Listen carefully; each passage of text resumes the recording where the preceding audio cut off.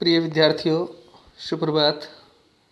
तो फिर हम आज जुड़ रहे हैं हिंदी व्याकरण के पाठ अध्याय 7 से, जिसका नाम है समास। कल हमने समास किसे कहते हैं और समास के कितने प्रकार होते हैं या भेद होते हैं, उन सब भेदों के नाम। फिर उसके बाद हमने तत्पुरुष समास को स्पष्ट रूप से समझा, उसकी परिभाषा और उसके उदाहरण। फिर कर्मधारय समास और तीसरा जो समास है वो बहुव्रीहि समास के रूप में हमने समझा था। इससे आगे हम आज चौथे भेद पर चर्चा कर रहे हैं, जिसका नाम है द्वंद्व समास। द्वंद्व समास जो है, सबसे पहले हम इसकी परिभाषा जानेंगे। द्वंद्व समास की, जिस समस्त पद में दोनों पद प्रधान हों। आपको मालूम है समास में दो पद होते हैं, पूर्व पद और उत्तर पद, या पहला पद और दूसरा पद। तो द्वंद्व समास में दोनों पद प्रधान हों और विग्रह करने पर और एवं तथा आदि लगता हो, उसे द्वंद्व समास कहते हैं। द्वंद्व समास के बारे में आपने क्या सीखा कि जिस समास में दोनों पद प्रधान होते हैं और विग्रह करने पर और तथा आदि लगता हो, उसे द्वंद्व समास कहते हैं। कुल मिलाकर के इस समास के दोनों शब्द प्रधान होते हैं, अर्थात दोनों ही पदों के विषय में चर्चा की जाती है, और इस समास के दोनों शब्दों के बीच जो है और आदि का लोप रहता है। यानी जब हम समास करते हैं तो लोप हो जाता है और विग्रह करते हैं तो वो आ जाती हैं। यह समास द्वंद्व समास कहलाता है। उदाहरण आप देख रहे हैं, समस्त पद। यानी समस्त पद क्या है बेटा? समस्त पद होता है जब परस्पर संबंध रखने वाले दो या दो से अधिक शब्द अपने संबंधी शब्दों को छोड़कर एक साथ मिल जाते हैं, तब उसके मेल को समास और मिले हुए शब्दों को सामासिक शब्द या पद कहते हैं। और इन शब्दों को अलग अलग करने की रीति को विग्रह कहते हैं। तो आप देख रहे हैं समस्त पद बना हुआ है सुख दुख, यानी बीच में डैश लगा हुआ है। हाँ, ये डैश वाला जो चिन्ह देख रहे हैं ना आप, यही चिन्ह द्वंद्व समास की पहचान होती है। सुख और दुख के बीच में जो माइनस जैसा छोटा चिन्ह, योजक चिन्ह लगा हुआ है, या इसको विवरण चिन्ह कह सकते हैं हम ब्राह्म चिन्हों में, यही चिन्ह जब अगर आ जाता है किसी उदाहरण में, तो आप एकदम से बात करेंगे कि ये द्वंद्व समास की बात है। इसमें सुख दुख, इसका विग्रह करेंगे तो सुख और दुख, मतलब आप देख रहे हैं समस्त पद में और का लोप है और विग्रह में और आता है। सुख और दुख, जैसे आप देख रहे हैं गुण दोष, गुण और दोष, राजा रंक, राजा और रंक, नर नारी, नर और नारी, माता पिता, माता और पिता, छात्र छात्राएं, छात्र और छात्राएं, राधा कृष्ण, राधा और कृष्ण, पाप पुण्य, पाप और पुण्य। प्रिय विद्यार्थियों, समास के प्रकरण में श्रीमद् भागवत गीता में भगवान श्री कृष्ण ने भी कहा है कि मैं समासों में द्वंद्व समास में हूँ। भगवान ने अपनी उपस्थिति संसार की अनेक चीज़ों में दर्शाई है। पर्वतों में मैं गोवर्धन पर्वत हूँ, पशुओं में गाय का स्वरूप हूँ, वृक्षों में पीपल हूँ, है ना। इस तरह से सभी में अपनी श्रेष्ठता सिद्ध की है। और अंत में कहा जाता है अनेक रूप दैत्यांते पुरुषोत्तमाय नमो नमः। मतलब भगवान कहते हैं कि मेरे अनेक रूप हैं, लेकिन पुरुषोत्तम रूप में मैं पूजा जाता हूँ ज़्यादा।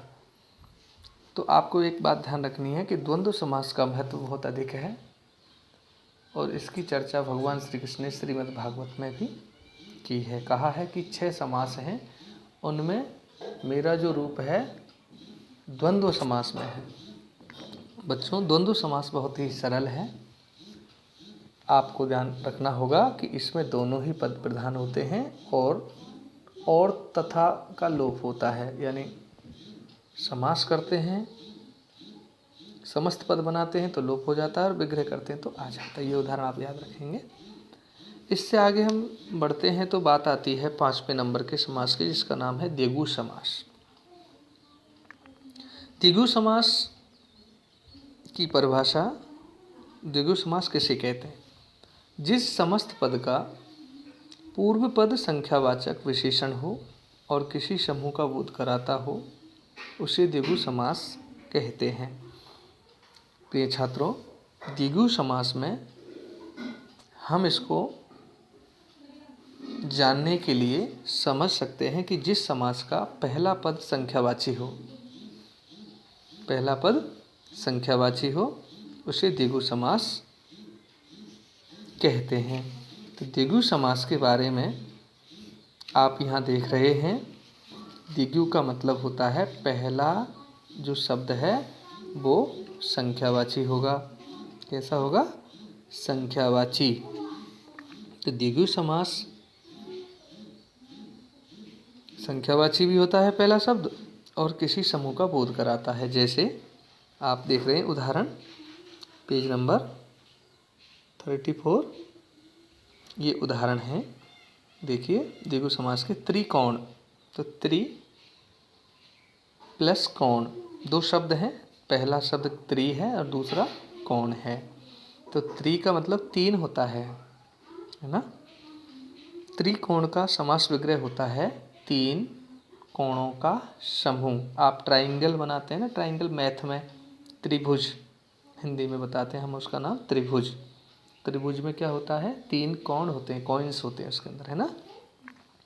तो त्रिकोण जो शब्द है उसमें पहला शब्द संख्यावाची है, दूसरा शब्द संज्ञा है। ठीक है।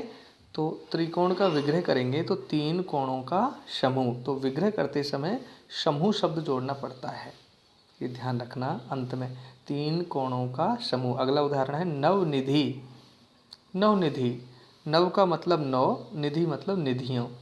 9 निधियों का समूह, ग्रुप। आगे सप्ताह। सप्ताह, सप्त प्लस अह।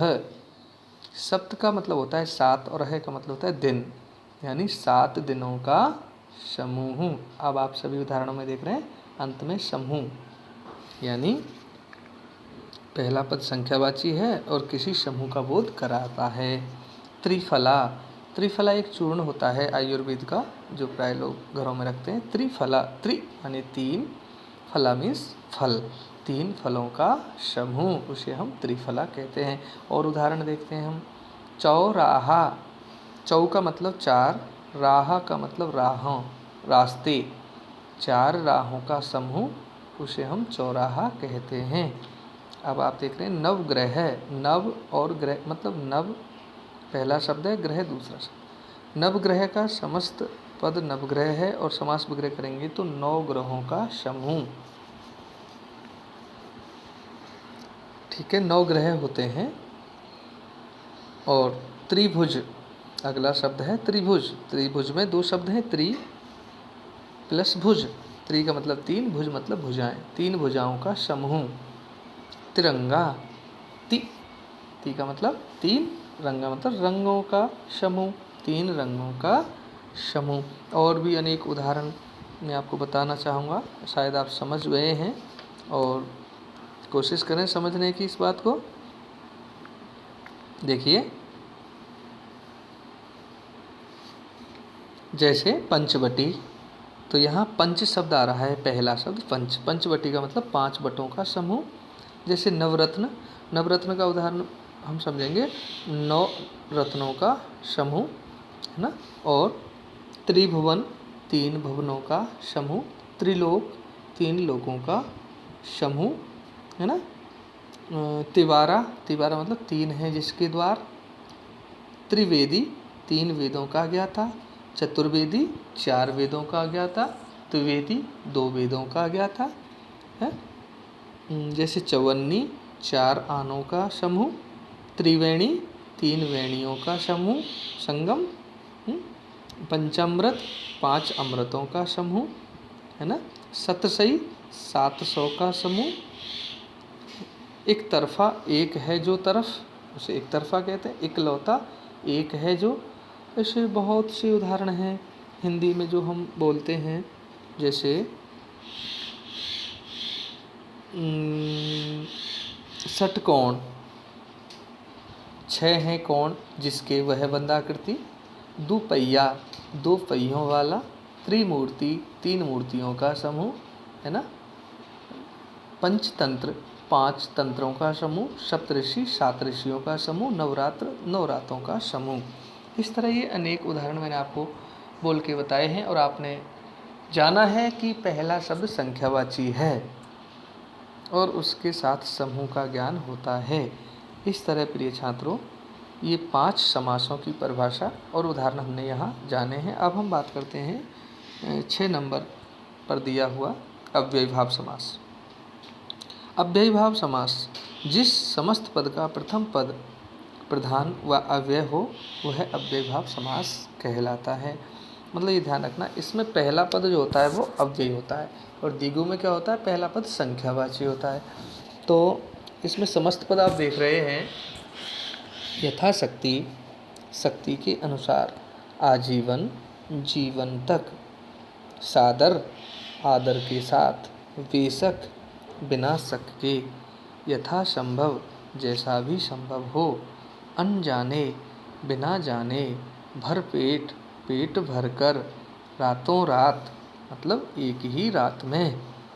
इस तरह अव्ययीभाव समास में हम देख रहे हैं कि इसमें पहला जो पद है वही प्रधान है एवं वही महत्वपूर्ण भी है और दूसरा पद संज्ञा या कुछ भी हो सकता है ना। यानी अव्ययीभाव को समझने से पहले अव्यय या अविकारी शब्दों का ज्ञान होना जरूरी है। तो अव्यय शब्द कहते हैं जिन पर काल, वचन, पुरुष, लिंग आदि का कोई प्रभाव नहीं पड़ता, अर्थात उनका रूप परिवर्तन नहीं होता। जैसे यथा, प्रति, आ, हर, वे, नि आदि। तो अव्ययीभाव समास के उदाहरणों को आप जान सकते हैं। ढेर सारे उदाहरण हैं जो आपको अगली कक्षाओं में भी अलग अलग रूप में मिलेंगे और यहाँ आपको पुस्तक में जो दिए हैं वो आपको याद रखने हैं। अब हम बात करते हैं क्रमधारय और बहुब्रीहि समास में अंतर। यहाँ आपको दिया हुआ है क्रमधारय यानी दूसरा समास और तीसरे समास में अंतर। कई समस्त पद ऐसे भी होते हैं जो क्रमधारय व बहुब्रीहि समास में समान रूप में पाए जाते हैं, अतः ऐसे शब्दों का समास निर्धारण शब्द के विग्रह के आधार पर किया जाता है। बेटा, कई शब्द हिंदी में ऐसे भी हैं जिनमें ये डाउट रहता है कि इसमें क्रमधारय है या बहुब्रीहि है, तो उसके लिए क्या करना है। जैसे उदाहरण दे रखा है नीलकंठ, तो नीलकंठ शब्द है। अब हम देख रहे हैं नील शब्द विशेषण है और कंठ शब्द संज्ञा है। तो पहला पद विशेषण और दूसरा संज्ञा होता है, वो कर्मधारय समास होता है। लेकिन हम यहाँ कर्मधारय भी मान सकते हैं, परंतु इसी शब्द का विग्रह अगर हम करेंगे, नीला है कंठ जिसका, तो यहाँ अन्य अर्थ निकल रहा है। नीला है कंठ जिसका, वो कौन है, वो शिव है। आप जानते हैं जब समुद्र का मंथन हुआ था, दानव और देवताओं ने उसका मंथन किया था, तो उसमें से 14 रत्न निकले थे। कितने रत्न निकले थे? 14 रत्न, है ना। अच्छा, क्यों किया था समुद्र का मंथन? ये पौराणिक बात है। पौराणिक बात होने के कारण ऐसा हमने सुना है कि समुद्र का मंथन किया, उसमें 14 रत्न निकले। जो 14 रत्न इस प्रकार से हैं: श्री, रंभा, विश्ववारिणी, अमीय, शंख, गजराज, धेनु, धनुष, धनवंतरी, तरु, चंदा, मणिवाज। इस तरह ये 14 रत्न हैं और इन रत्नों में जो है अमृत भी निकला और विष भी निकला, जहर। तो विष को पीने के लिए कोई तैयार नहीं था, दानव भी नहीं लेना चाह रहे थे। तो भगवान शिव ने सहर्ष सम्मान पूर्वक विष को पिया, और जैसे ही विष को पिया तो भगवान शंकर की जो गर्दन है ना, वो नीली पड़ गई, इसलिए उनको नीलकंठ कहते हैं। नीला है कंठ, जिसका था शिव, है ना। तो आप देख रहे हैं कि यहाँ नीलकंठ शब्द जो है उसके दोनों ही समासों में उदाहरण मान लिया जाता है, लेकिन विग्रह से ज्ञान होगा। आप नीलकंठ कह रहे हैं तो नीलकंठ का तो मतलब कर्मधारय है, नीला कंठ, और नीला है कंठ जिसका, ऐसे कह रहे हैं तो उसका अन्य अर्थ निकलेगा, जिसका मतलब होगा शिव। तो इस तरह से ये कर्मधारय और बहुब्रीहि समास में यह अंतर दिया हुआ है। प्रिय छात्रों, इस चैप्टर में जो हमें चीज़ें याद रखनी हैं वो स्मरणीय तथ्य कौन से हैं? 2 या 2 से अधिक शब्दों के मेल से बने हुए शब्द को समास कहते हैं। ये इजी और सरल परिभाषा है। समस्त रचना में 2 शब्द पद होते हैं। पहले पद को पूर्व पद तथा दूसरे पद को उत्तर पद कहते हैं। समस्त पद को अलग अलग करने की क्रिया को समास विग्रह कहते हैं। समास 6 प्रकार के होते हैं: तत्पुरुष, कर्मधारय समास, बहुब्रीहि समास, द्वंद्व समास, द्विगु समास और अव्ययीभाव समास। रचना के आधार पर शब्द भेद 3 है: रूढ़ शब्द, यौगिक शब्द और योग रूढ़ शब्द। मतलब इसमें अगला जो चैप्टर है उसकी भी बात हमें याद करने के लिए बताई गई है। अच्छा, एक बार मैं आपको रिपीट कर देता हूँ इस समासों को, संक्षिप्त रूप में आप सुन लें। समास किसे कहते हैं? 2 या 2 से अधिक शब्दों को जोड़ने और विभक्ति चिन्हों का लोप होने पर बने शब्दों या पदों के मेल को समास कहते हैं। समास कितने प्रकार के होते हैं? प्रत्येक की परिभाषा लिखते हुए उदाहरण दीजिए। समास 6 प्रकार के होते हैं। सबसे पहला जो हमने माना है वो कौन सा मानेंगे? जो आपकी पुस्तक में दे रखा है, तत्पुरुष। तत्पुरुष में जिस समास में दूसरा पद प्रधान हो उसे तत्पुरुष समास कहते हैं। मैं शॉर्ट बता रहा हूँ। दूसरा पद प्रधान हो तत्पुरुष कहलाता है। राष्ट्रपति, राष्ट्र का पति, गुरु भक्ति, गुरु में भक्ति। और दूसरा समास कर्मधारय समास। कर्मधारय समास की छोटी सी परिभाषा है: जिस समास में पहला पद विशेषण और दूसरा पद विशेष्य हो, यानी पहला पद विशेषण और दूसरा संज्ञा हो, वह कर्मधारय समास कहलाता है। और इसके उदाहरण हैं महापुरुष, महान है जो पुरुष। इसी तरह तीसरा जो समास है बहुब्रीहि। जब समास में कोई पद प्रधान नहीं होता, यथार्थ ना पूर्व पद ना उत्तर पद, ना पहला ना दूसरा, जिसका समस्त पद किसी अन्य पद के विशेषण का कार्य करता है, यानी आपको मैं बताना चाहूँगा अन्य पद प्रधान स बहुब्रीहि, अन्य पद प्रधानम सह बहुब्रीहि, यानी जिसमें अन्य ही पद प्रधान होता है उसे बहुब्रीहि समास कहते हैं। जैसे पवन पुत्र, पवन का पुत्र है जो, अर्थात हनुमान। इस तरह से आपने देखा द्वंद्व समास के बारे में आप जानते हैं कि जिस समास के दोनों पद प्रधान हो और उनके बीच और शब्द का लोप हो उसे द्वंद्व समास कहते हैं। माता पिता, रात दिन, भाई बहन, ऐसे उदाहरण द्वंद्व समास के हैं। और द्विगु समास में पहला पद संख्यावाची विशेषण होता है और किसी समूह का बोध कराता है, उसे हम द्विगु समास कहते हैं। इसके उदाहरण हमने देखे हैं, जैसे चौराहा, 4 राहों का समूह। इसके साथ हम बात करते हैं हमारे अव्ययीभाव समास पर। अव्ययीभाव समास में होता है जिस समास का पहला पद अव्यय हो उसे अव्ययीभाव समास कहते हैं।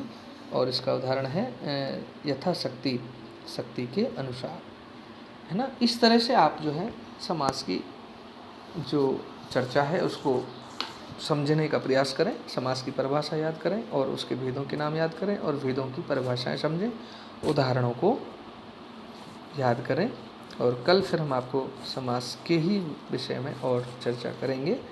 आज इतना ही, धन्यवाद।